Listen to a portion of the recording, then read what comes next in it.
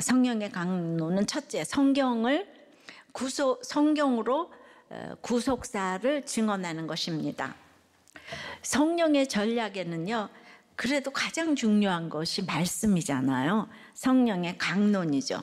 지난주에 뜻을 풀어 설명했습니다만 여전히 이 자기 부인 성령의 강론, 이 강론을 어려워하셔서 이 부분 중요하기 때문에 다시 한번 설명하고자 합니다. 2절 3절이에요. 바울이 자기의 관례대로 그 새 안식일에 성경을 가지고 강론하며 뜻을 풀어 그리스도가 해를 받고 죽은 자 가운데서 다시 살아야 할 것을 증명하고 이르되 내가 너희에게 전하는 이 예수가 그리스도라 하니, 바울이 데살로니가에는 이제 3주간 유했는데 바울은 자기 전략이 없었고 자발적인 자기 관례대로 성경을 이제 강론을 했지요. 자기 전략이라면 가는 곳곳 유대인의 핍박이 기다리고 있는데 뭐 하려고 그 회당에 들어가겠습니까? 그래서 바울을 하도 핍박받으니까 우리가 이방인에게로 향하겠다 이렇게 선언하기도 했습니다. 그리고 회당이 없던 루스드라에서는 노방전도를 했는데 오히려 열매가 많았어요.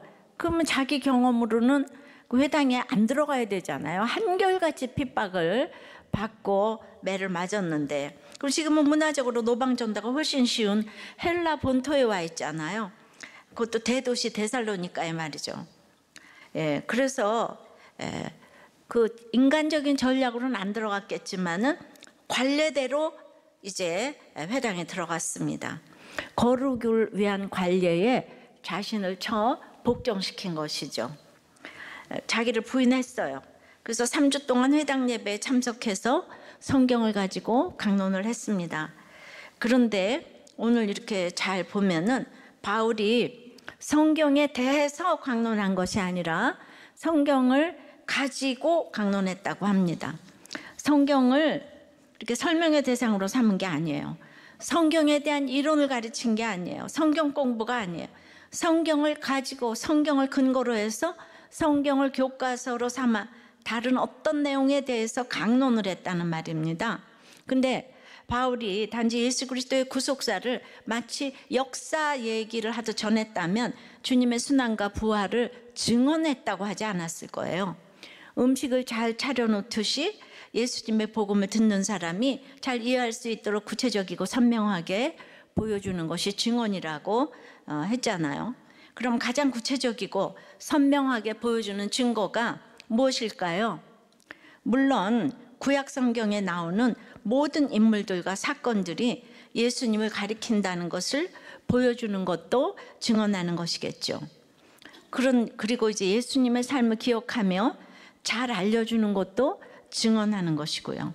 하지만 가장 강력한 증거는 지금 회당의 청중을 향해 강론하고 있는 설교자 바울 자신 아니겠어요?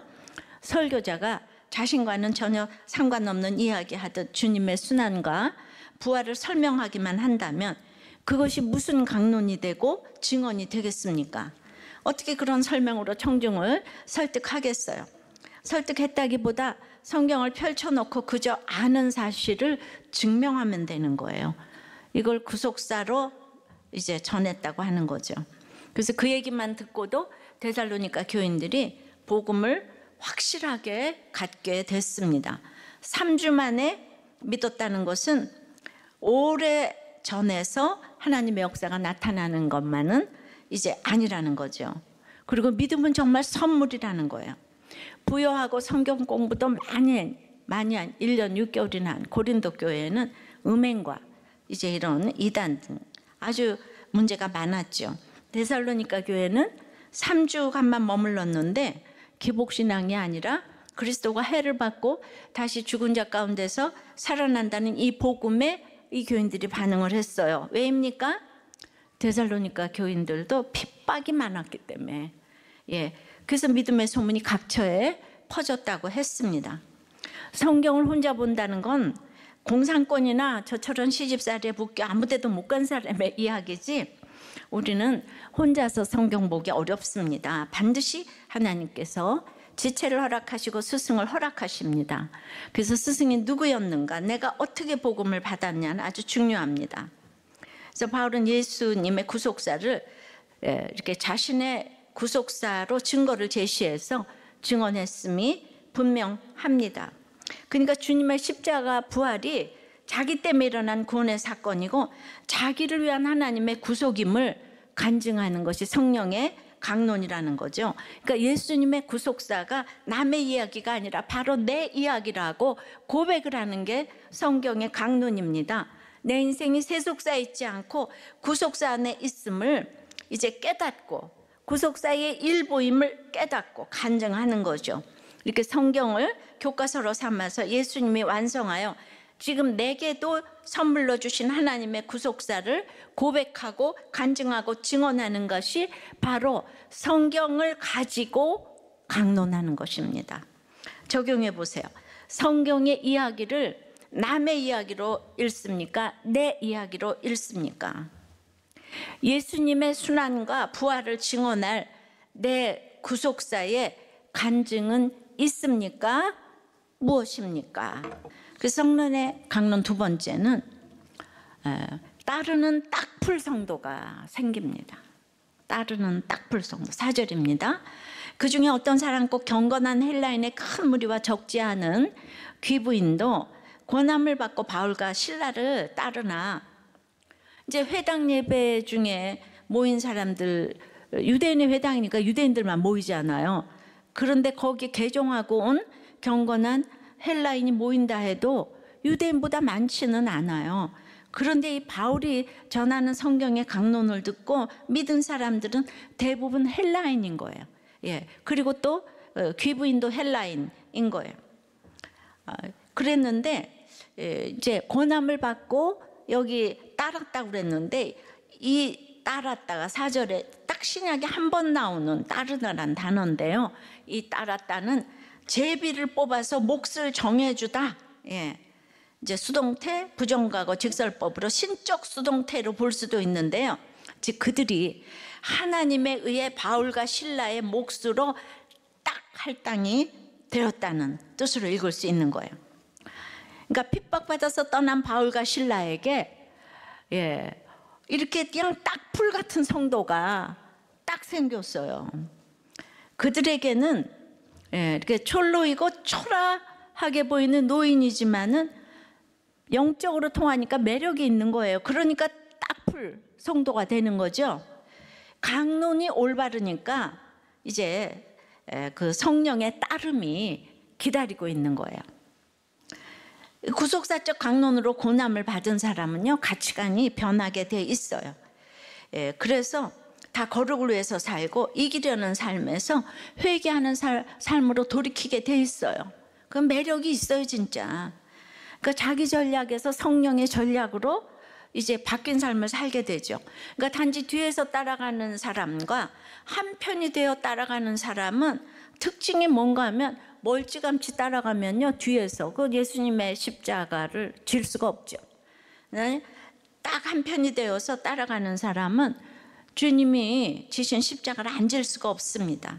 승리만 나누는 것이 아니라 모든 수고와 고통과 희생을 함께 나누는 것이 이게 한편인 거죠. 그러니까 딱풀 성도가 이렇습니다. 똑같은 귀부인이라도 1차 선교 여행 때에 비시디아 안디옥의 그 유력자들과 경건한 귀부인들은 유대인들에게 선동되어서 바울을 박해하고 쫓아냈잖아요. 그러니까 겉모습의 귀부인 가지고 모릅니다.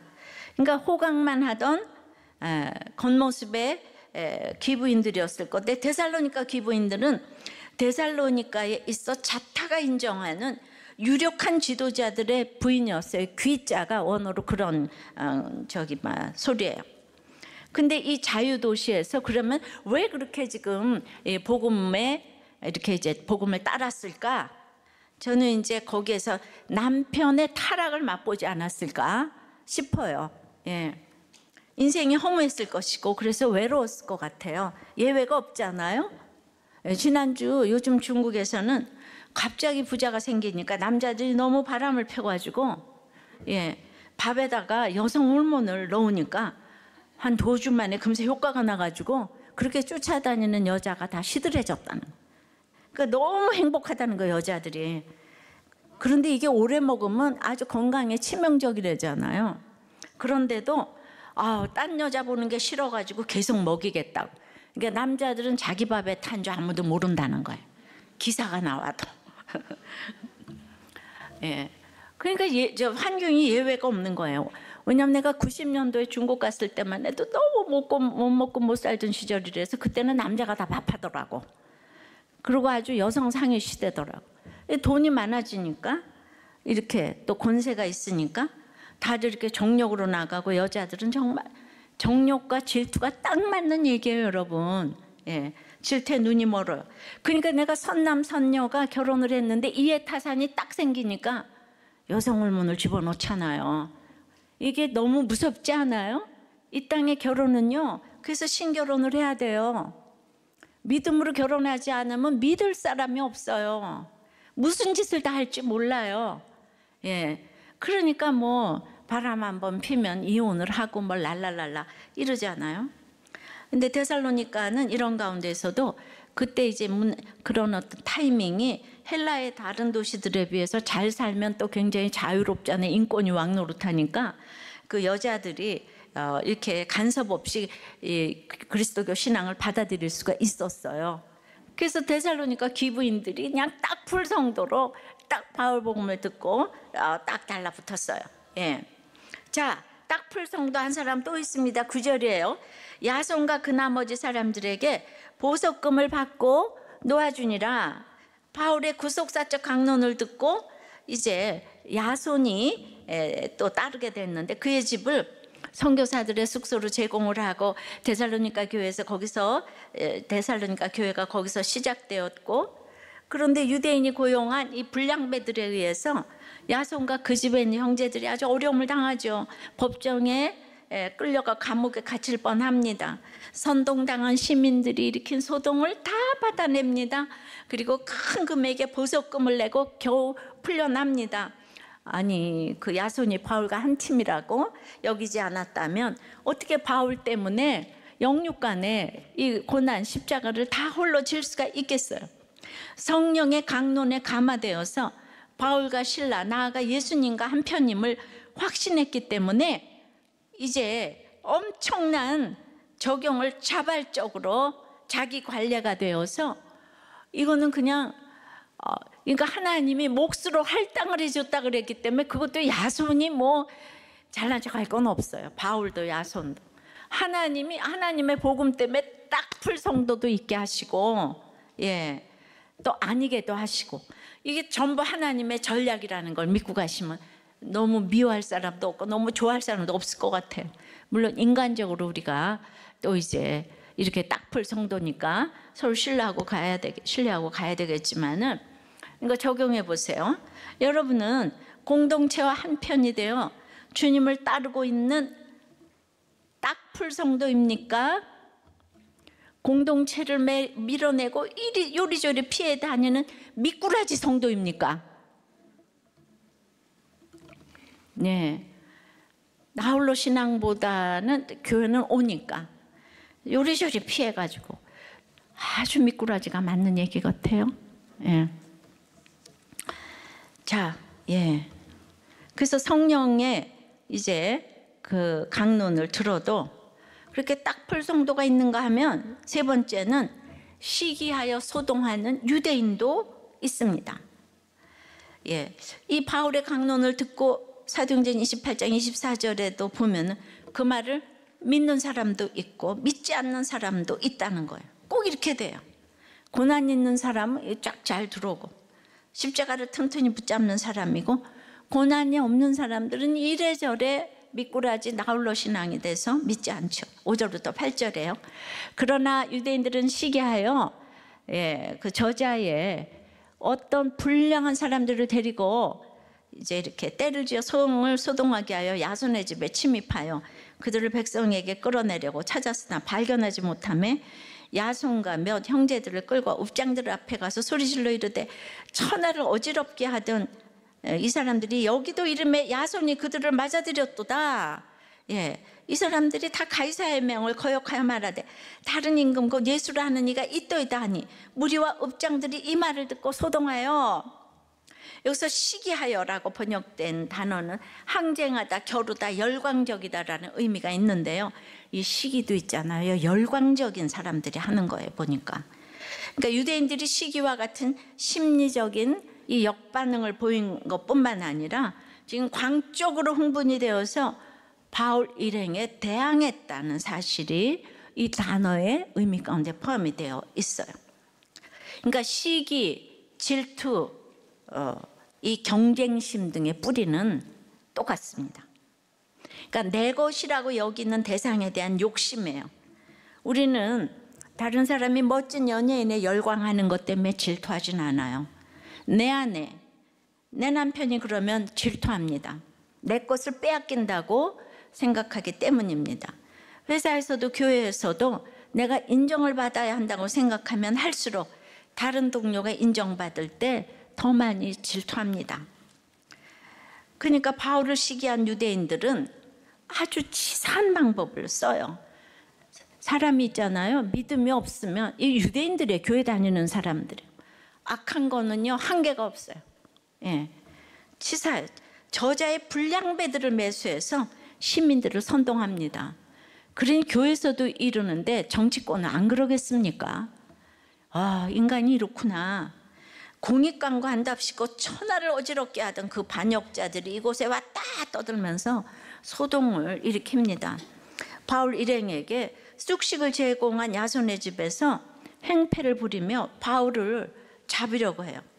그러니까 바울을 놓치자 대신 야손과 그 집에 있던 성도들을 잡아서 황제의 명을 거역한 자라고 그냥 반역자로 몰아서 온 도시에 소동을 일으켜요. 이게 정치 문제로 가져갔어요. 예. 이 사람들이 가이사회에 다른 임금 예수가 있다고 주장을 한다고 하니 시민들은 가이사밖에 모르는데 얼마나 크게 소동했겠어요. 그리고 이 사람들은 반역은 당장 처리하지 않으면 자기네들이 안위가 이제 무서워지니까, 그러니까 안위가 이제 위협받으니까 이제 별짓을 다 하잖아요, 그죠? 시기에는요 이렇게 소동이 따라요. 제가 지난번에 예수님의 그 복음은 자기를 부인하고 죽어야 되는 건데 다들 이게 죽지를 못하니까 소동이 내 속에서 집집마다 그냥 뭐 교회마다 회사마다 나라마다 이 전공이 돼요. 예수 믿지 않는 사람이 대다수를 차지하니까 그냥 소동이 끝이질 않아요. 정말 열광적으로 때를 지어 소동하게 하는 이 유대인의 모습을 봅니다. 진짜 요즘 보면 나라도 갈라져서 아주 광적으로 흥분된 것 같아요.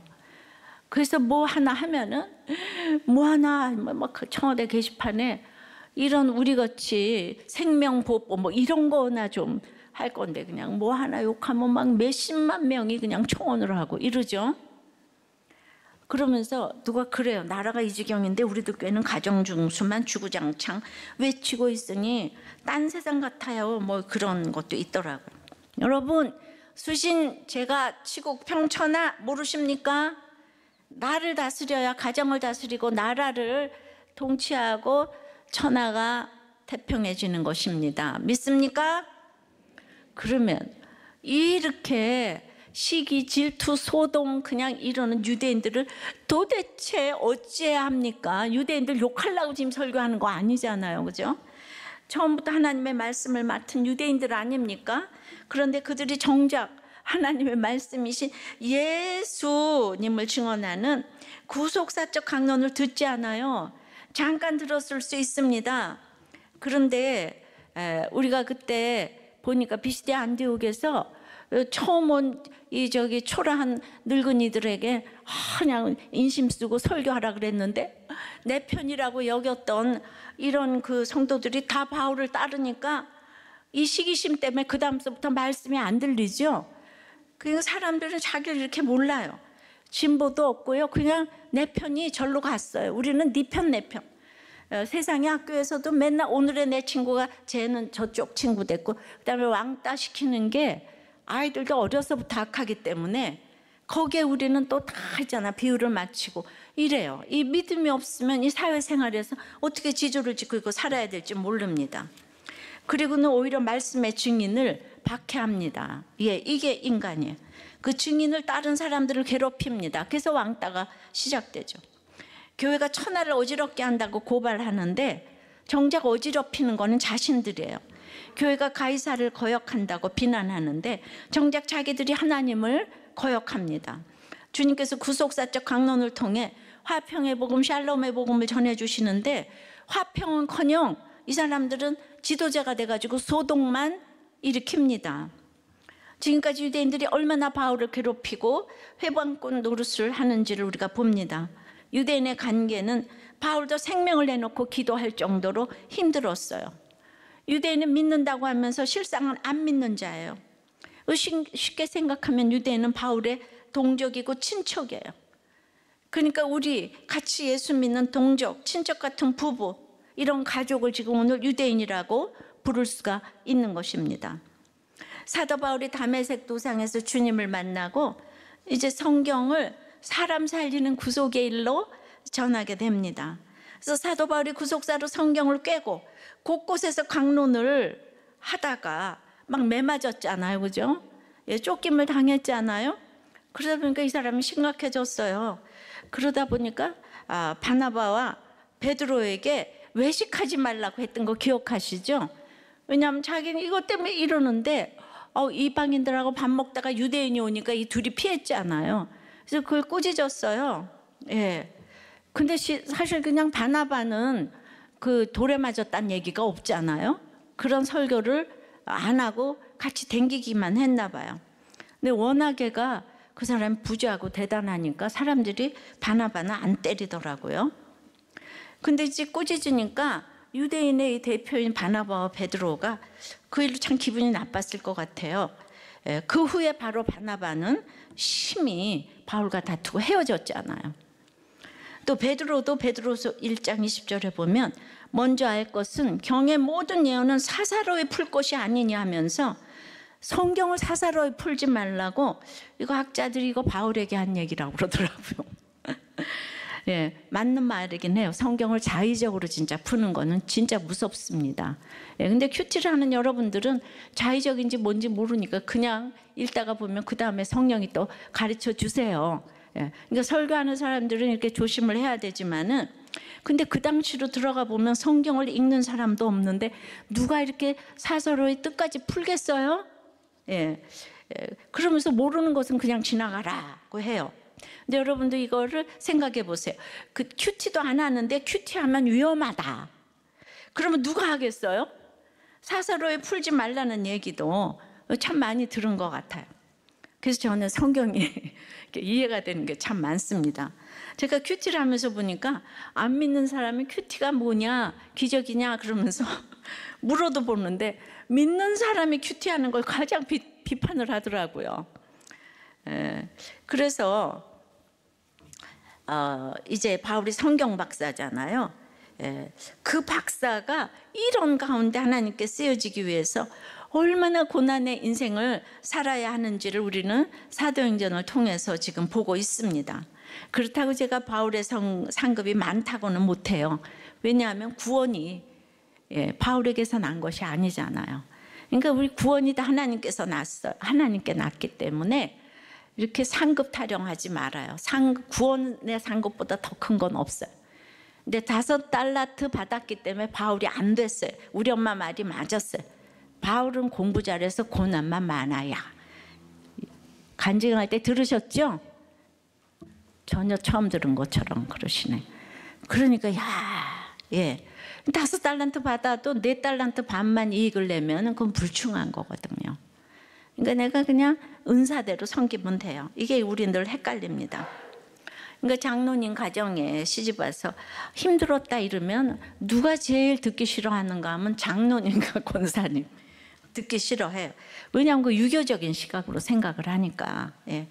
근데 유교적 관점에서 부모는 존경받아야 하지만은 성경에서 지금 유대인들이 힘들게 한다고 하는데 믿는 부모, 배우자, 목장 식구 나를 얼마든지 오늘 힘들게 할 수 있는 거예요. 뭔데 김집사, 이웃집 아줌마가 날 힘들게 하지 않아요. 왜냐하면 힘들면 난 안 만나면 되니까. 눈만 뜨면 내 옆에 바라다 보이는 그녀와 그 남과 그냥 부모, 형제, 자녀를 안 봤으면 좋겠다 생각합니다. 근데 그 안 봤으면 좋겠는 사람이 예수까지 믿어요. 그냥 눌려요. 게다가 굉장한 직분을 가졌어요. 더 힘이 들잖아요. 그러면 오늘의 화두는 이 유대인들을 어떻게 해야 됩니까? 이것이 오늘의 우리의 큐티하면서 이 사람은 나쁜 사람, 딱풀 성도는 좋은 사람, 이러면 안 되는 거예요. 예. 그러니까 어떤 일이 생겼을 때 지금 이제 아까도 그 유대인 회당장들이 바울이 그렇게 잘해서 시기가 일어날지 자기도 몰랐어요. 여기 잘하니까 갑자기 어떤 일이 생겼을 때 나한테 어떤 반응이 나올지에 대해서 나도 내 자신에 대해서 알 수 없는 이런 겸손함으로 나가야 되는데, 행위군이 뭔가 하면 아니 예수 믿는 사람이 어떻게 시기를 할 수 있어? 예수 믿는 사람이 어떻게 암에 걸릴 수가 있지? 이럽니다. 왜냐하면 그들은 기도만 하면 다 붓게 돼 있고 낫게 돼 있다고 생각하니까. 그러니까 믿음이 없으니까 죄를 몰라요. 그러니까 아프고 떨어지면 건강하고 붙은 자를, 그러니까 저절로 시기가 되는 거예요. 그러니까 이게 믿음이 없으면 내가 붙어도 그 떨어진 애한테 가서 말을 못 하는 거예요. 승진이 됐어도 퇴직한 사람한테 그 미안해서 어떻게 얘기해, 이렇게 얘기하는 게 바로 행위구원이에요. 놀랐습니까? 예. 그러니까 이게 자유롭지 못해서 떨어지고 뭐 어쩌고 저쩌고 하면 교회를 떠나고, 바람을 피우면 교회를 떠나고 이러는 거예요. 인간이 다 죄인인데. 그러니까 똑같이 교회를 다니고 유대인 회당에서 그냥 유대인들이 다 예배 열심히 드리는데 이거 완전히 물과 기름인 거예요. 더 무서운 거예요. 바울이 언제 자기 목회하겠다고 그랬어요? 복음을 전할 마음은 있지만은 늘 이렇게 순회 전도자로 떠나지 않아요. 떠날 수밖에 없는 바울의 마음은 거기가 인간적으로 내가 이렇게 떠나야지 나를 뭐 높게 보겠지, 그게 아니고 영원 구원에 대한 생각을 늘 가지고 있으니까. 근데 그 영원 구원에 대한 생각을 가지고 떠나는데 어디로 가든지 또 믿는 사람이 딱풀 성도가 생기지 않아요? 그러니까 어디 가든지 또 밉보이는 거예요. 또 이걸 경험하지 않으면 또 이게 내 말로 들리기가 어렵잖아요. 그래서 어쩔 수 없는 영원 구원의 길은 좁은 길이구나. 예. 그래서 우리가 말씀대로 묵상하고 나갔는데도 너무 이해가 안 될 일이 많았기 때문에 우리가 나누는 이 구속사라는 그 자체가 고품격으로 느껴지질 않는 거예요. 찌질하게 느껴지는 거예요. 근데 이 구속사를 고품격으로 느끼는 사람은 10년 뒤를 내다보는 사람이에요. 그리고 매력이 있어요. 열매가 있게 돼 있습니다. 그럼 이 시기하는 유대인들을 진짜 어떻게 합니까? 오늘 우리가 3번을 질문을 합니다. 설교 내용이 어렵다고. 그래서 끊임없이 똑같은 말씀을 전했는데 이쪽은 유대인이고 저쪽은 이제 이방인이에요. 그러니까 딱 둘을 보면서 저는 이제 그림이 쫙 그려지는 거예요. 우리들 교회는 진짜 언론의 자유가 있어요. 근데 말씀이 안 깨달아지는 사람은 저를 그냥 끊임없이 이렇게 뭐를 디스한다고 그러나요? 예. 그런데 왜냐하면 저 외적인 모습은 여자에다가 할머니잖아요. 그러니까 권위가 없는 거예요. 제가 보니까 권위가 없어 보이는 거예요. 그러니까 저는 이제 그런 것들이 이해가 되는 거예요. 그럼 어떻게 하면 여러분들에게 말씀이 들릴까?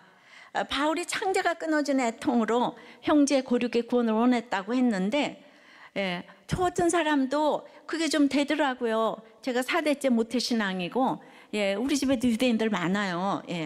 근데 말씀이 안 들려도 또 10몇 년 동안 와서 앉아 계시는 분들을 보면 다 또 내 책임 같고, 안 되는 사람에 대해서 끊임없이 연구를 하다 보니까 그냥 계속해서 이제 대신 깨달아 드려야 되니까, 그래서 그 깨달은 거 가지고 설교를 해서 오늘 또 한 사람 돌아올까? 그런 마음으로 제가 설교를 하는 거예요. 진짜 한 주일도 안 빼고 그랬다는 거. 오늘은 그 한 사람이 와서 들릴까? 그렇지만은 유대인들이 3차 전도 여행을 하는 동안에도 너무도 안 돌아왔다는 거예요. 온 세계가 열광을 해도 바울의 형제 고륙들은 안 돌아와서 지금까지 안 돌아오고 있어요. 저 주이시들이. 그걸 생각하면 참 슬프죠. 그래서 한쪽으로 애통이 안 되는 날이 없어요. 그러니까 여러분 제가 얼마나 애통했는지는 아시잖아요, 그죠? 예, 그러니까 옆에 식구들이 안 믿는데 내가 화를 내야 되겠나, 혈기를 내야 되는가? 이게 뭔가 하면 같이 예수를 믿는데 맨날 으르렁거리는 거예요. 예수를 믿는데 한 마음이 안 되는 거예요. 그 유대인들이. 예, 예수님도 자기 고향 식구 바리새인들한테 이 독사의 자식들아 화했을진저 그랬는데 이해도 되면서 예수님이 얼마나 창자가 끊어지는 애통이 있었겠어요. 미워서 그랬겠어요?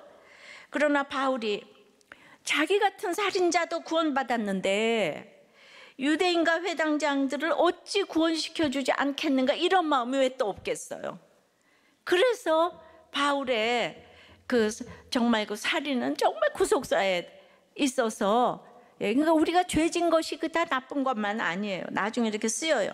그래서 이런 애끓는 마음으로 성령의 강론을 들어야 하는 거죠.